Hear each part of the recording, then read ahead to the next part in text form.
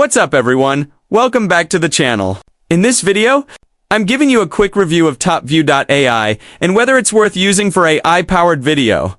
Ads and short-form content. Topview AI is built mainly for marketers and creators who want to generate short, high-converting videos for platforms like TikTok, Instagram Reels, and YouTube Shorts. The idea is simple. You give it a product, a link, or a bit of context, and it generates video ads with visuals, hooks, captions, and pacing designed to grab attention fast. One of Topview AI's single quotes as biggest strengths is speed. You can go from an idea to a finished short-form video in minutes. This is especially useful if you're running ads or testing multiple creatives and don't want to spend hours editing each one.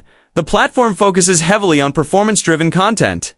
The videos are structured with strong hooks, fast cuts, and clear calls to action, which makes them feel native to social media feeds. You can also customize styles, text, and branding to better match your product. That said, Topview AI isn't meant for cinematic or long-form storytelling. The videos can feel formulaic if you rely on it too heavily, and for unique brand visuals, you'll still want some manual editing or creative input. Overall, Topview AI is a solid tool if your goal is to create short-form video ads quickly and at scale.